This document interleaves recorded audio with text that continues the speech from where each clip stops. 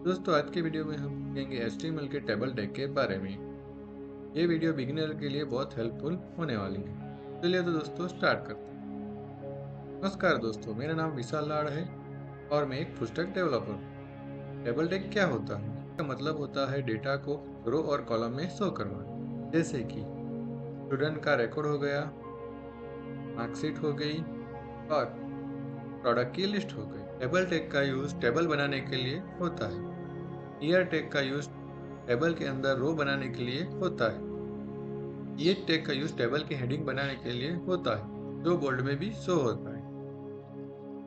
TD tag का use table के data show करने के लिए होता है। तो दोस्तों पहले हम टेबल टैग लिखेंगे। उसके अंदर जैसे अभी मैंने एक एट्रीब्यूट लिखा है, वो मैं आपको बाद में समझाता हूँ। उसके अंदर मैंने क्या लिखा, एक टीआर लिखा। उसके अंदर मैंने क्या लिखा, एक टीएच टैग लिखा। उसके अंदर मैंने क्या लिखा, एक टीडी टैग लिखा। तो दोस्तों टेबल टैग का यूज टेबल बनाने के लिए होता है। टीआर टैग का यूज टेबल की रो बनाने के लिए होता है।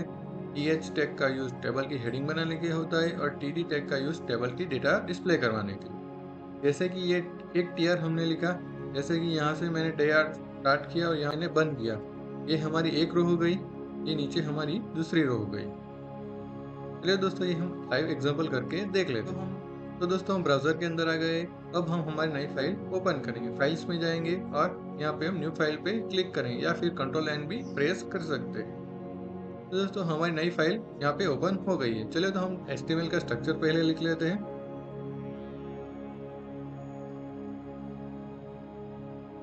अब टाइप टाइप HTML और यहाँ पे हम लिखेंगे HTML और यहाँ पे हम लिखेंगे बाद में हेड टैग और हेड टैग को क्लोज करें। दोस्तों मैंने आपको आगे भी सिखाया, उसी तरह जो भी टैग हम स्टार्ट करेंगे उसे साथ में क्लोज करते जाएंगे, जिससे कि हम टैग क्लोज करना ना भूलें। चलिए तो दोस्तों हमने टेबल टैग स्टार्ट किया है, तो पहले एक बार हेडिंग भी लिख देते हैं, जिससे कि हमारे पुराने टैग भी रिवाइज हो जाए। तो यहाँ पे हम लिखेंगे H1 टैग और H1 के अंदर हम लिखेंगे यहाँ पे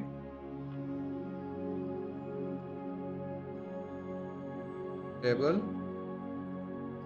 टैग्स। ठीक है, तो H1 के अंदर हम लिखेंगे टेबल टैग्स। उसके बाद हम स्टार्ट करेंगे टेबल टैग को। तो यहाँ पे हम लिखेंगे पहले टेबल और टेबल टैग को क्लोज कर देंगे। उसके बाद हम स्टार्ट करेंगे टीआर टैग और टीआर टैग को भी क्लोज कर देंगे। उसी तरह से हम यहाँ पे टीएच टैग को स्टार्ट करेंगे। टेबल हेडिंग हमारा हो गया, उसके अंदर हम लिखेंगे नंबर और टीएच को भी क्लोज कर देंगे। तो दोस्तों यहाँ पे हम टीडी लिखेंगे, उसके अंदर यहाँ पे हम नेम लिख देंगे और हमारे टीएच को भी टीडी टैग को और हमारे टीडी टैग को भी क्लोज कर देंगे। उसके बाद हम लिखेंगे यहाँ पे टीआर और यहाँ पे टीआर को क्लोज कर देते हैं। तो फिर से हम टीआर के अंदर जाएंगे, उसके अंदर पहले हम लिखेंगे टीएच और यहाँ पे हम लिखेंगे 1 और उसके बाद टीएच को बंद कर देंगे। उसके बाद नीचे हम पूरा टीडी बनाएंगे और यहाँ पे हम लिखेंगे नेम, जैसे कि मैं मेरा नाम लिख देना विशाल और उसे बंद कर देते हैं। तो दोस्तों हमने एक सिंपल रो बनाई और कॉलम बनाई है। अब इसे हम लाइव करके देख लेते हैं। और चलिए तो दोस्तों फाइल को रन करते हैं। स्टार्ट डिबगिंग करेंगे क्रोम ब्राउजर के अंदर। तो दोस्तों आप देख सकते हो हमारा पेज रन हो गया है। चलिए तो उसे थोड़ा बड़ा कर लेते जिससे कि आपको पता चले। अभी आप देख सकते हो दोस्तों यहाँ पे हमने एक टेबल बनाया है, बट वो मुझे अभी प्रॉपर नहीं दिख रहा। अभी यहाँ पे आप देख सकते हो नंबर और H1 ये दोनों ही हेडिंग में शो हो रहे हैं और नेम और जो मेरा नाम है वो मुझे नॉर्मल टेक्स्ट दिख रहा है। तो हमने यहाँ पे एक गलती कर दी, जिसके कारण हमें ये प्रॉपर शो नहीं हो रहा।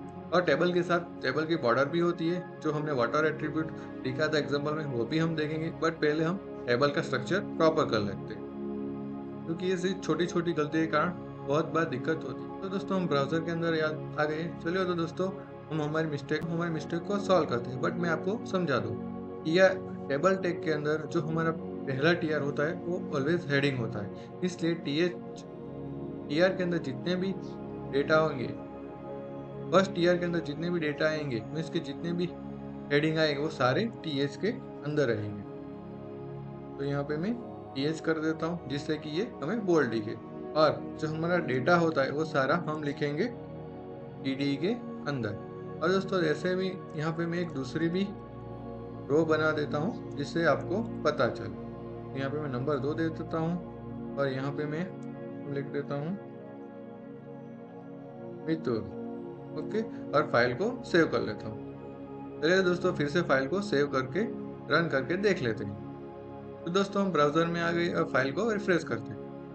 दोस्तों आप देख सकते हो हमारी फाइल रिफ्रेश हो गई, जैसे कि नंबर और नेम हमें बोल्ड शो हो रहा है और नीचे के डेटा सारे मुझे स्मॉल डेटा दिख रहे हैं, मीन्स के रेगुलर टेक्स्ट में दिख रहे हैं, जिससे कि हमें डिफरेंशिएट पता चल रहा है ये हमारा हेडिंग है और ये हमारा टेबल के डेटा है। टेक के अंदर एक एट्रीब्यूट आता है बॉर्डर एट्रीब्यूट, जिसका यूज करके हम थोड़े टेबल को प्रॉपर डिजाइन करते हैं। तो दोस्तों हम ब्राउजर में आ गए और यहाँ पे हम लिखेंगे attribute order is equal to 1। दोस्तों आप यहाँ पे जो भी साइज दोगे 1 2 3 उस हिसाब से बॉर्डर शो होगी। पहले तो हम दोस्तों ब्राउजर में देखते हैं। तो दोस्तों पेज को रिफ्रेश करते हैं। तो दोस्तों आप देख सकते हो यहाँ पे हमें टेबल स्ट्रक्चर शो हो रहा है, मीन्स कि हमने जैसे ही बॉर्डर ऐड की तो आप दोस्तों देख सकते हो जो डेट हमारी जो हेडिंग है और नीचे जो डेटा है उसके आजू बाजू बॉर्डर आएगी, जिससे कि हमें प्रॉपर टेबल शो हो रहा है। तो दोस्तों यहाँ पे साइज चेंज करके भी दिखा देते हैं, जैसे कि इसकी वैल्यू मैं 2 कर देता हूँ। तो दोस्तों आप देख सकते हो जैसे ही मैंने 2 किया, मीन्स के बॉर्डर की साइज बढ़ाई, तो आप देख सकते हो बाजू में एक लाइन और एक्स्ट्रा ऐड हो गई, जिससे कि वो हमें शैडो की तरह इफेक्ट दे रहा है। तो दोस्तों हम फिर से ब्राउजर के अंदर आ गए। अभी आपको अभी मैं आपको कॉल स्पान और रो स्पान क्या होता है वो समझाता हूँ। जैसे कि दोस्तों हमें रो और कॉलम को मर्ज करना हो, जैसे कि मैंने यहाँ पे लिखा कॉल स्पान इक्वल टू 2। तो क्या होगा कि मैंने जो यहाँ पे 2 लिखा उसे मैं हटा देता हूँ और उस फाइल को सेव कर लेता हूँ। दोस्तों हम फाइल को रिफ्रेश करते हैं तो यहाँ पे हमने कॉल स्पान लिखा तो हमारी 2 कॉलम मर्ज हो गई, जिसके कारण हमारी टेबल स्ट्रक्चर खराब हो गया। तो दोस्तों हम इसे कैसे सही करते हैं वो भी देख लेते हैं। दोस्तों हम टेक्स्ट एडिटर में आ गए। चलिए तो हम फिर से Ctrl Z करेंगे, जिससे कि हमारा पिछला कोड वापस आ जाएगा और यहाँ पे हम टेबल की रो को मर्ज कर रहे हैं।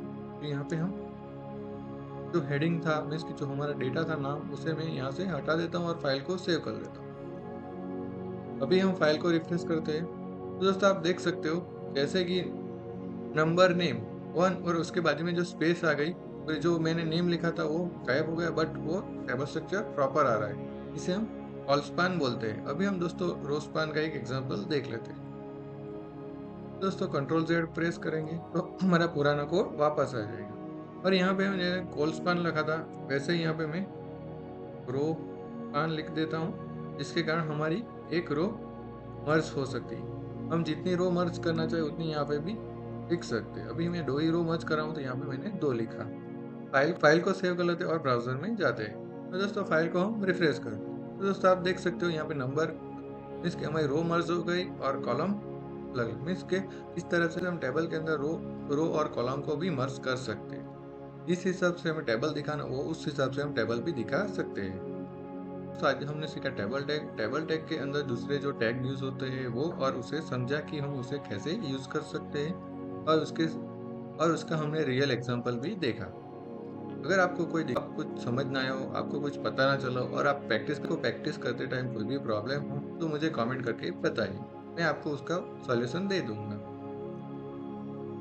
दोस्तों मैंने टेबल टैग के 4 MCQ क्वेश्चंस बनाए, जिसका आंसर मुझे आप कमेंट करके दे सकते हैं। क्वेश्चन 1, टेबल बनाने के लिए कौन सा टैग यूज होता है? Answer a tab, b table, c TBL और डी टी। क्वेश्चन 2, टेबल की एक रो बनाने के लिए कौन सा टैग यूज होता है? Option A TD, option B TH, option C TR, option D row. Next question 3, table heading के लिए कौन सा टैग यूज होता है? क्वेश्चन 4, टेबल डेटा के लिए कौन सा टैग यूज होता है? Option A data, option B TR, option C EH और ऑप्शन E TD। तो दोस्तों इस क्वेश्चन का आंसर मुझे कमेंट में दे सकते हो। वीडियो में हम सीखेंगे फॉर्म टैग के बारे में। अगर आपको वीडियो हेल्पफुल लगा हो, मेरे वीडियो को लाइक करें, शेयर करें, कमेंट करें और बेल आइकन को प्रेस करना मत भूलें, जिससे कि आने वाली नई वीडियो की अपडेट आपको जल्दी मिले। Thank you for watching. Happy coding.